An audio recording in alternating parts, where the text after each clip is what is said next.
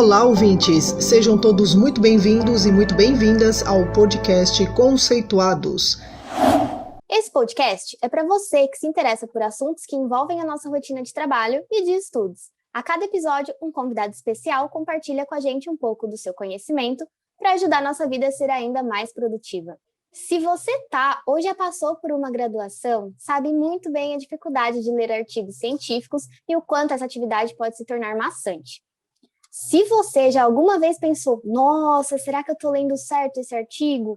Ou se você já teve vontade de grifar um texto inteirinho, saiba que esse episódio, meu amigo, é para você. Eu sou a Isabela, pós-graduanda e sempre cheia de dúvidas sobre a leitura de artigos, e hoje eu recebo o professor Ivan, que veio dar uma luz para os graduandos e pós-graduandos. Acompanhe nosso episódio para saber como devemos proceder na leitura dos artigos e como tornar essa experiência cada vez mais significativa. Se você está ouvindo esse episódio pelo YouTube, já deixa aqui o seu like e preparem seus comentários para que esse conteúdo possa alcançar ainda mais pessoas.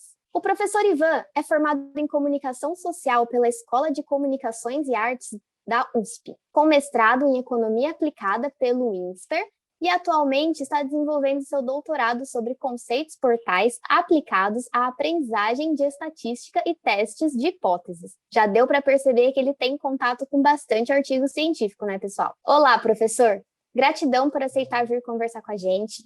Eu tenho certeza que são muitos os estudantes que vão te agradecer também. Eu que agradeço pela chance de poder compartilhar um pouquinho da minha jornada e da minha expertise com os acadêmicos, né, com os pós-graduandos. Eu me identifiquei muito com o tema de hoje e já estou ansiosa aqui.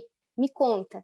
Eu escolhi um artigo científico. Normalmente, né, um primeiro passo é buscar o artigo. Aí você busca lá por tema ou palavra-chave, palavra que compõe o título, enfim. A gente tem um episódio aqui do Conceituados só sobre a busca de artigos científicos. Se você ouvinte ainda não ouviu, passa lá na nossa playlist para conferir, porque é um dos obrigatórios para todo universitário. Mas enfim, nesse meu exemplo, a busca do artigo já foi feita, eu li o resumo do artigo, me interessei pelo artigo, salvei ele na minha pasta sem fins de artigos para serem lidos. E agora, qual que é o primeiro passo da leitura acadêmica? Bom, eu acho que tem alguns truques que a gente tem que manter em vista, né? Especialmente para quem está no início da jornada como pesquisador, como acadêmico. Tem, acho que, 2 truques que não me contaram quando eu comecei a minha jornada e fui aprendendo um pouco na marra, né? Conversando com outros pesquisadores, né? E outros estudiosos sobre várias áreas da academia, da ciência. Mas o que eu percebi, basicamente, tá? As 2 dicas, talvez, por onde eu começaria. Primeira coisa é que a gente vai ler o mesmo artigo mais de uma vez. Acho que é o tipo de coisa que não é comum a gente ouvir até graduação ou ensino médio, pelo menos. A gente, em geral, faz uma leitura uma vez e se dá por satisfeito. E uma coisa que eu percebi é que na graduação ou na pós-graduação, todos os pesquisadores de alto calibre, todos eles falam que leram um artigo pela 5ª vez, pela 6ª vez. É uma fala muito comum de você ouvir de pesquisadores experimentados. E eu queria entender por que eles liam tantas vezes o artigo. Então, isso já me intrigou logo de início. Depois, com o tempo, eu fui entendendo. E a segunda dica é que os artigos não têm que ser lidos de ponta a ponta, ou pelo menos não todos eles são lidos de ponta a ponta. Eu acho que também é o tipo de dica que não me explicaram na ocasião, e eu relutei muito em perceber isso, porque a gente, em geral, pelo menos no meu caso, né, eu estou na vida acadêmica faz 2 anos, 3 anos praticamente. Em geral, eu acredito que as pessoas trazem a percepção que trazem um pouco do ensino superior, né, da faculdade, do ensino médio, que é basicamente fazer aquele grifo cuidadoso, zeloso, né? Separar o texto, eventualmente imprimir, mas ter aquele cuidado em fazer uma leitura realmente do texto vertical, desde do título, passando pelo resumo, até as referências bibliográficas. E eu fui percebendo que, na verdade, o artigo acadêmico ele é um produto de comunicação científica, feito para gerar comunicação científica. Então, a ideia por trás dele é diferente de um livro didático, de um material pedagógico, de um livro de romance, né? Certamente ele tem uma outra preocupação. E entender o que é essa preocupação, que acho que é a motivação da gente entender como é que se lê e por que se lê. Então, acho que essas 2 dicas são iniciais. A primeira coisa, então, é se conformar com o fato de que você aceitar o fato de que você vai ler o artigo muito mais de uma vez, quando realmente ele for interessante para o teu trabalho que você desenvolve, para a tua pesquisa. E o segundo é que os artigos, de modo geral, para 98% dos artigos que você encontrar, você não vai ler ele inteiro, você vai ler só partes dele. Então, acho que essa nossa discussão tem muito a ver com isso, encontrar qual que é esse modo de abrir um texto a partir das partes dele, certo? Exatamente, isso que eu ia te perguntar. E como eu vou saber se o texto que eu tenho em mãos é aquele texto que eu vou precisar ler mais de uma vez? se eu não necessariamente tenho que ler um texto de ponta a ponta, porque eu imagino e eu me identifico como uma pessoa que começou a fazer pesquisa lendo todos os textos de ponta a ponta, querendo fichar todos os textos, até os textos que eu jamais vou usar no meu mestrado. E assim, como que a gente pode fazer para saber se esse texto é o texto importante na minha pesquisa? Excelente pergunta. Acho que é a percepção principal que nós temos no início na academia, né? Dessa jornada, né? Eu acho que, assim, ao mesmo tempo que a gente vai ler o texto mais de uma vez e a gente vai ler uns 10% ou 5% do texto, só talvez o título, umas partes dele, saber reconhecer o texto importante, aquele que merece um olhar atento, é uma habilidade crítica, assim, para a gente sobreviver bem no mundo acadêmico. O que eu fiz foi criar uma técnica que, para mim, passou a funcionar muito bem depois do meu primeiro ano como pesquisador, como pós-graduando, que é uma técnica em que eu coloco no texto o tempo que ele merece naquela ocasião. Então, eu vou ler o texto mais de uma vez, como que eu te falei, quando o texto é importante, mas cada leitura nova que eu faço, ela vai gerar um pequeno ganho marginal, né, como a gente fala, um pequeno ganho incremental em relação à leitura que eu fiz anteriormente. Então, grande parte dos textos vão parar na primeira leitura, uma leitura totalmente incidental, flutuante. Eu posso dar mais detalhes daqui a pouquinho, acho que a intenção da conversa é essa, né, explicar o processo. Mas a grande orientação inicial é que, enquanto eu leio o texto, eu tenho que saber se ele merece meu tempo. Porque o nosso tempo é precioso, ainda mais para alguém que está na academia com um monte de artigo pendente para ler, que encontrou, que é interessante, que é fundamental, que é crítico, que é o seminal, como você colocou, aquela pasta interminável. Então, conseguir mapear a relevância do artigo para a tua finalidade, para o teu propósito, é muito importante. Então, a primeira coisa a saber é qual é o seu propósito. O que você está lendo aquilo? Então, olha, vamos supor, eu sou um pesquisador que está entrando num tema novo e eu acho que ele pode ser o tema da minha monografia, da minha dissertação, pode ser o tema da minha tese. E aí você, então, não tem uma definição clara, até do modo como a pessoa fala, né? Pode ser o tema que eu vinha me interessar e pesquisar mais sobre ele. Então, nesse momento, o pesquisador está numa fase exploratória do processo dele, descobrindo qual é o tema dele, se de fato aquele é o tema dele. Então, perceba, ele não tem uma pergunta de pesquisa formulada, ele não conhece plenamente ainda como está a literatura no campo, quais são os gaps da literatura que existe, ele faz um trabalho totalmente exploratório, que faz parte da academia e da busca do pesquisador e da maturação da tese. Ele está nos primeiros estágios. Nesse momento, você talvez queira ler o artigo com o propósito de entender o campo, de entender o que estão falando sobre ele, quem são os autores, quais são os artigos mais citados, se tem algum seminal na área. Então, nesse momento, a nossa leitura não é uma leitura para a gente aprender em profundidade as técnicas, as metodologias. Eu estou mais preocupado em fazer um mapeamento, seja de autores, seja de temáticas, seja de, eventualmente, quais soluções que apareceram para quais problemas de pesquisa naquele campo. Então, acho que nesse momento, para ilustrar, o propósito é de você explorar. É um terreno novo que se abriu, que você não conhecia, você vê que ele é grande, você imagina que ele pode ser interessante e talvez você queira ficar lá mais tempo. Mas nesse instante, você está percorrendo ali, conhecendo a grande paisagem, você não está preocupado em entrar e ver os detalhes que existem ali localmente. Você quer ter uma noção do big picture. Então, nesse momento, a leitura é exploratória. Você vai ler as coisas em grande volume e com pouca profundidade. É um mapeamento prévio, genérico que você faz. Diferente de um cara, por exemplo, que já tem uma pergunta na cabeça formulada, ele desconfia que aquela pergunta não tem resposta naquela área do conhecimento ainda, e ele vai, então, prospectar o que se falou sobre aquele tema. Perceba, agora a preocupação é outra. Eu já escolhi qual é a minha área de pesquisa, eu sei quais são meus construtos, como a gente fala, né? Quais são os grandes conceitos que eu vou utilizar naquela área. Eu já desconfio que eu vou seguir por essa área mesmo. Então, minha leitura vai ter outros propósitos. Agora, a minha leitura, ela vai ser mais guiada. E ela pode ser mais guiada porque eu sei o que eu estou buscando. Num primeiro momento, eu não sabia o que eu buscava. Eu estava explorando o campo. Agora, eu sei que eu estou buscando uma resposta para aquela pergunta, ou definir o campo e estou em busca de uma pergunta. Então, quero entender, olha, quais perguntas já foram formuladas nessa área do conhecimento que já tiveram resposta? Eu acho que é muito comum um pesquisador jovem ter uma intenção muito... aquela coisa da empolgação inicial, que faz parte do processo, né? É legal, né? A gente quer fazer uma pesquisa muito inovadora, muito revolucionária, e realmente espero que seja isso em algum momento. A gente quer dar contribuição, só que a gente tende a ser ingênuo. A gente imagina que qualquer pesquisa vale. E tem perguntas que já foram respondidas anteriormente. E se elas já foram respondidas, não faz sentido eu gastar o meu tempo e o dos outros para ler algo que já foi respondido, já que já foi publicado, foi documentado, já foi trabalhado. Pessoas colocaram energia nisso, não somente pesquisador, mas revisores, pareceristas, bancas. Então, a gente não vai responder a pergunta já respondida. Então, isso pressupõe que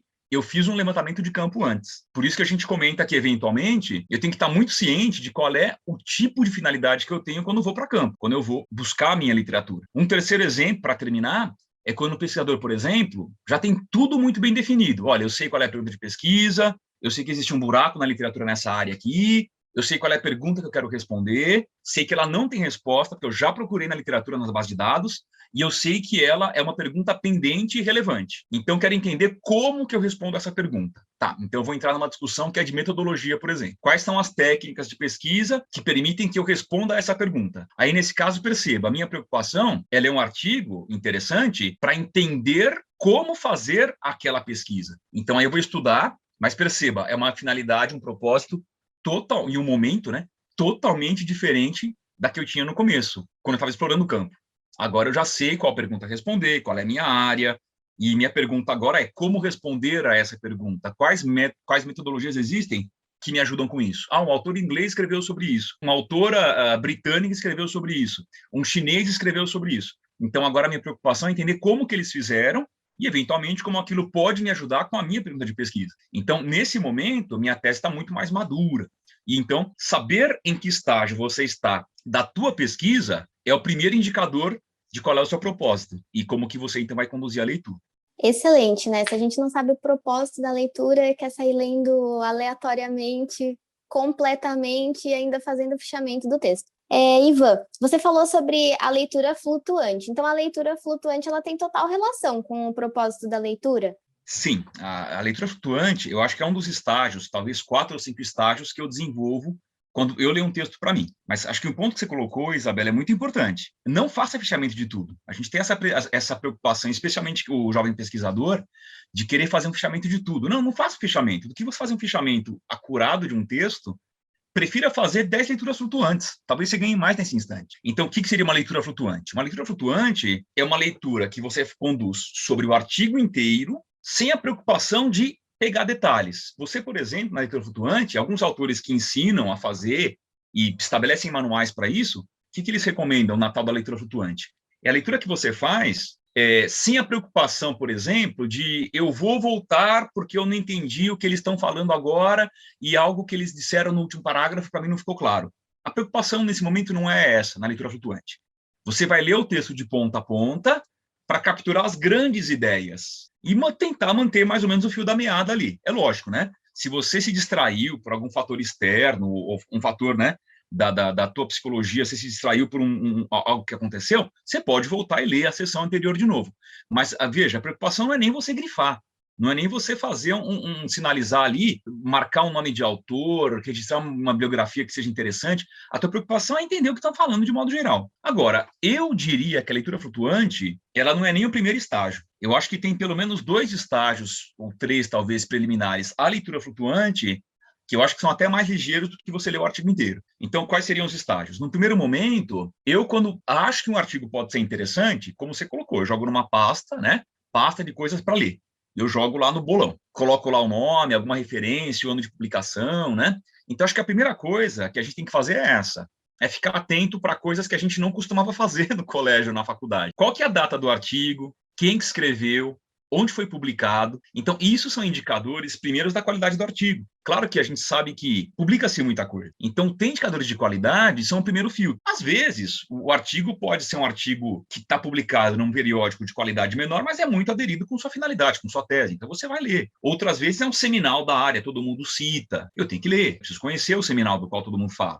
Outras vezes, é um artigo que não foi nem publicado, você obteve, assim, por um pré-print, né, uma pré-impressão, por um contato, mas você vê que tem muita aderência com aquilo que você pensa em fazer na sua pesquisa própria. Então, ele ganha relevância. Então, a primeira coisa a fazer, eu diria, não é nem uma leitura do artigo, mas é ter um contato com esses mapeadores, esses indicadores. Ano de publicação, onde foi ou será publicado, quem são os autores nesse meio, né, nesse campo, eles são caras de referência ou são autores que não têm ainda uma fama no meio, né, não tem uma reputação no meio. Esse artigo é um artigo que está mais alinhado com qual perspectiva? É um artigo mais teórico, ele tem uma pegada mais empírica. Então, esses indicadores a gente consegue localizar logo no cabeçalho. Então, eu costumo dizer que, nesse momento, a parte mais importante do artigo que você tem que ler é o abstract, porque um bom abstract, na teoria, tem tudo isso. Então, você vai localizar entre o título, as referências de publicação, né, o ano, o autor, né, os autores, e o abstract, você já consegue localizar se ele vai valer uma segunda leitura ou não. A boa notícia é que 85% dos artigos talvez caia fora desse instante. Então, você não vai sequer ler o artigo, muito menos fazer o fichamento dele. Porque, olha, pelo menos agora para mim não interessa. Ou porque realmente não tem nada a ver, é um assunto que usa a mesma palavra-chave que da minha pesquisa, mas numa outra área que não tem nada a ver com a minha, então já sei, já descarto ele, e o abstract já me garantiu que eu não vou ter que ler inteiro, ou é um artigo que é interessante, mas eu percebo que tem um mais novo que faz a mesma coisa. Então, de cada 10, talvez 9 caiam fora agora. E é importante fazer esse mapeamento e criar habilidade, porque quando a gente consegue ler o abstract e perceber que de cada 10 eu vou ler somente um em profundidade, a gente ganha muito tempo com isso. Então, acho que esse é o primeiro momento. Depois que eu fiz a primeira leitura, então, com relação a abstract e título, né, referências de publicação, eu passo, então vamos assumir que o abstract me interessou. Ele fala do tema que me interessa, é um artigo mais ou menos novo, eventualmente algum outro autor já comentou desse artigo, um que também me interessou, né? Então, acho que ele vale uma segunda investida. Na segunda investida, eu vou reler o título, eu vou reler o abstract e vou ler a palavra-chave também. Ok, então, realmente, esse artigo me interessa e eu talvez queira agora criar uma percepção geral do artigo. Então, eu vou ler, além do abstract, título e palavra-chave. Eu vou ler, mas não grifar, o nome das sessões. Em geral, os nomes são aqueles clássicos, abstract, introdução, metodologia, referencial teórico, resultados, discussão e conclusão, mas, eventualmente, você vai encontrar, Isa, sessões que não são comuns. Então, por exemplo, olha, eu quero fazer uma descrição de referencial teórico um pouco mais detalhada. Eu quero explicar quais são os 4 ou 5 conceitos que eu quero desenvolver, ou qual que é a lente teórica com qual eu vou trabalhar. Então, isso, eventualmente, vai estar discriminado, vai estar em negrito, um destaque ali, junto aos títulos. Então, eu vou ler o nome de cada sessão. Eu leio o nome de cada sessão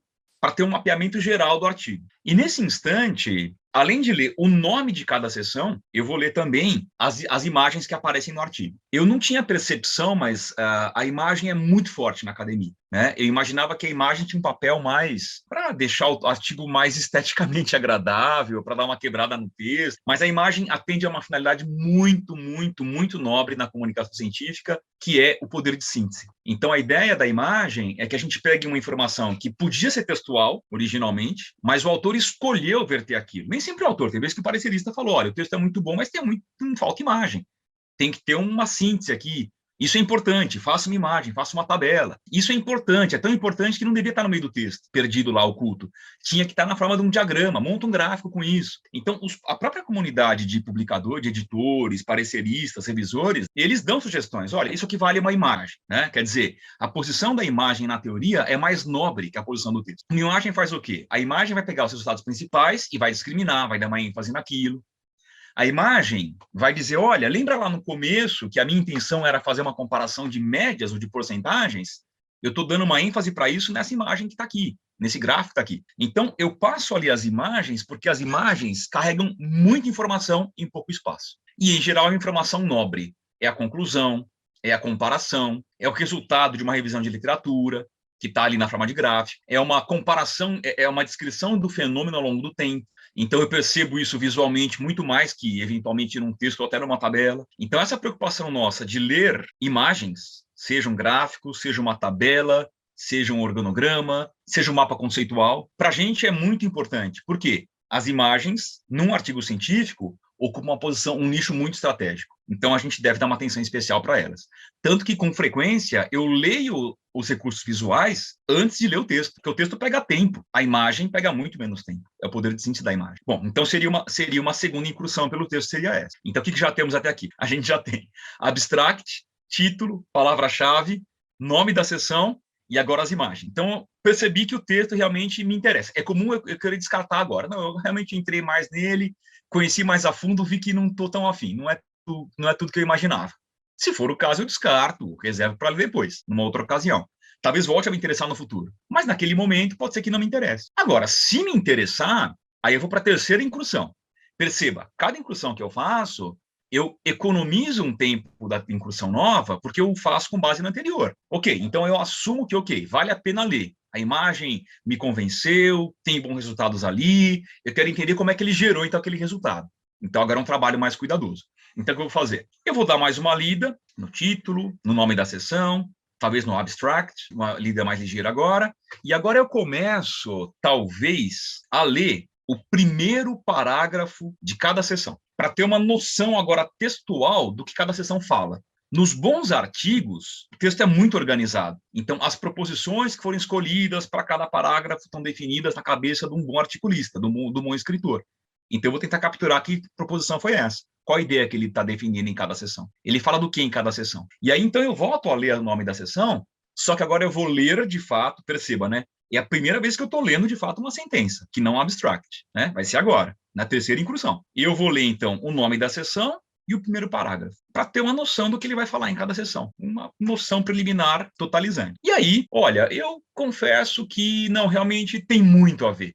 Ele passou pelas 3 peneiras. Aí sim eu vou para a leitura flutuante, que é uma leitura ainda não totalmente engajada, é uma leitura de artigo inteiro agora, eu vou ler de ponta a ponta, só que eu não vou ler com a preocupação de me deter em detalhes. Eu vou ler para ver, ter uma visão geral lá do artigo, aí cada um vai ajustar, né? Tem, por exemplo, pesquisadores, tem leitores que vão querer fundir a leitura flutuante com a leitura da sessão, não tem problema. Cada um vai ajustar o seu processo. O que importa é que a gente vai ler agora o artigo de ponta a ponta, ainda assim a preocupação de grifar, anotar, né? Você vê a diferença, né, daquele pesquisador jovem que queria fazer fechamento logo de cara de tudo e de um que vai descamando, né? A gente vai tirando camada por camada da leitura. Excelente, Ivan. Precisava estar ouvindo esse podcast na minha graduação, ia ter economizado tanto tempo.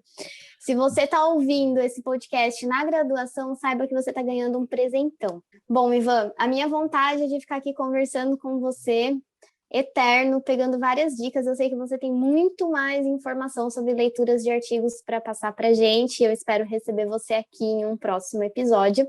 Mas eu preciso encerrar e te agradecer muito por doar um pouco do seu precioso tempo de professor, doutorando, esposo e pai para trazer essas maravilhas aqui de dicas para a gente. Muito obrigada, viu? Isa, agradeço muito pela iniciativa, pelo convite, pela proposta. Tem uma frase que não me sai da cabeça quando eu pesquiso, que eu vi uma vez, que diz o seguinte: um artista só aprende a ser artista com outro artista. Você não aprende sozinho a fazer arte. Ele tem que ser, não digo moldado, mas talvez orientado ou sensibilizado por outro artista. E eu fui percebendo que essa fala fica muito a pesquisa. A gente só aprende a pesquisar com outro pesquisador. Como fazer a pesquisa. A gente não cria isso pela intuição nossa. Tem que ser orientado por alguém. Pode ser não só orientador, um professor, mas pode ser um colega, outro pesquisador mais experiente. Um artigo que eu li de um pesquisador que fala sobre isso. Então, essa chance que vocês estão me dando de poder compartilhar coisas que eu aprendi um pouco ali na unha, juntando uma dica aqui e ali, em algum momento eu falei, não, agora faz sentido para mim, porque eu criei meu processo, né? É um prazer enorme. Espero poder voltar para trabalhar com mais detalhe as próximas etapas da leitura, mas acho que nesse instante a minha preocupação era mostrar para vocês os erros comuns do iniciante, né? Erros de boa vontade, que é fichar tudo, né? Naquela preocupação de talvez querer sentir parte, mostrar serviço, né? Ou realmente estar no assunto, né? Tem modos e modos de entrar no assunto, e talvez o melhor não seja fichar tudo, talvez seja ler mais artigos com mais velocidade, especialmente no começo do processo, tá bom? Muito obrigado pela oportunidade. Eu tenho certeza que depois de hoje, a minha leitura de artigos nunca mais será a mesma. E você, ouvinte, obrigada pela sua companhia. Pratique as dicas e fique ligado nos próximos episódios do nosso podcast. Além do podcast, você pode encontrar informações sobre o nosso grupo de pesquisa e o conhecimento produzido no canal do YouTube, Facebook e LinkedIn Mapas Conceituais e o nosso perfil no Instagram, Conceituais Mapas. Esperamos vocês por lá.